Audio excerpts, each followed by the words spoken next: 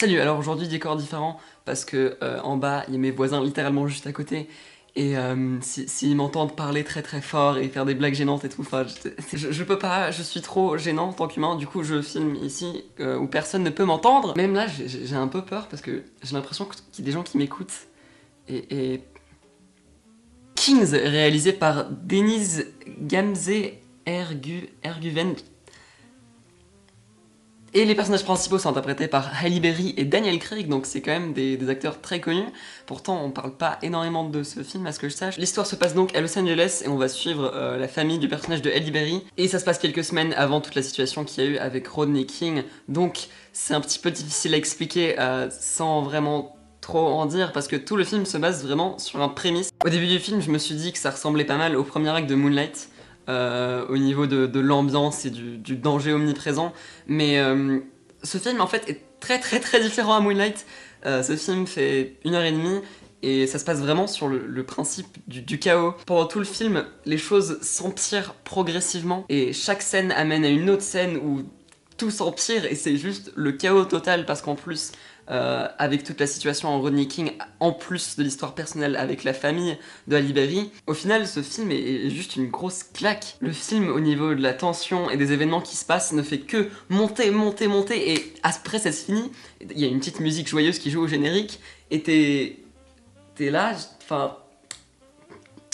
Et je dis ça purement comme un complément, c'est pas du tout contre le film, mais faut juste le savoir à l'avance, faut un peu savoir de quoi ça parle, parce que je savais pas du tout de quoi ça parlait, j'avais juste vu l'affiche, et je suis allé le voir avec aucune attente, et bah c'était une plutôt bonne surprise, et j'ai envie de parler de ce film parce que avec Avengers 3, qui va vomir de l'argent, qui va faire tellement d'argent au box-office, et je trouve ça un petit peu dommage parce que je pense que Kings est sorti il y a 1 ou 2 semaines, je sais pas, mais c'est juste que j'avais envie d'en parler parce que je voulais pas que ce film passe inaperçu, même si cette vidéo fera genre 5 vues, et même si c'est pas forcément un film qui m'a totalement choqué, ou même un des meilleurs films de l'année non plus, bah c'était vraiment une très bonne surprise, et je vous encourage à fond d'aller le voir. Déjà le casting fonctionne vraiment bien dans le contexte du film, oui c'est des gros acteurs, Halle Berry et Daniel Craig, tous les autres personnages c'est un peu des personnages secondaires, c'est surtout sur eux sur lesquels on se concentre, et à la limite son fils, dont j'ai oublié le nom, mais ça c'est pas à cause du film, je me souviens jamais des noms, et malgré le fait que ça soit des acteurs extrêmement connus, et que le film soit assez court, du coup,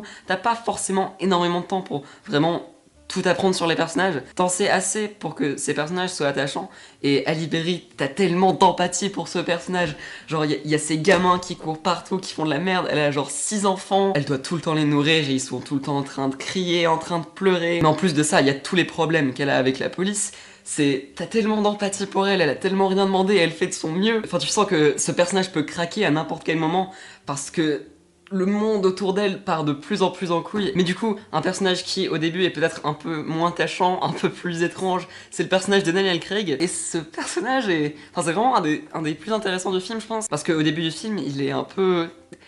Il crie beaucoup. Il y a une scène au début du film où il y a quelqu'un qui est garé en bas de son appartement et il commence à s'énerver, il dit vous faites trop de bruit, il commence à balancer son canapé, il balance son canapé du haut et après il dit qu'il va balancer son frigo et t'es genre tout ça pour ça. Au début du film c'est quelqu'un de très impulsif, toujours en colère surtout avec le personnage principal de Halle Berry et du coup ça en fait un personnage pas vraiment attachant au début, mais vu qu'à la fin du film il est beaucoup plus humanisé, bah le fait qu'au début du film il soit beaucoup plus en colère et moins attachant, bah ironiquement ça le rend plus attachant, ses défauts le rendent juste plus aimable en fait en tant que personnage. Et la relation qu'il y a entre le personnage de Daniel Craig et Halle Berry, bah est vraiment, je sais pas quel mot utiliser à part humain. À la fin ils partagent vraiment cette même angoisse et c'est juste très satisfaisant à voir. Je pense que le point central de ce film c'est vraiment les personnages parce qu'au niveau de la réalisation et de la musique, c'est plutôt bien foutu. Ça fonctionne bien. Le fait d'utiliser beaucoup de brouillard et de fumée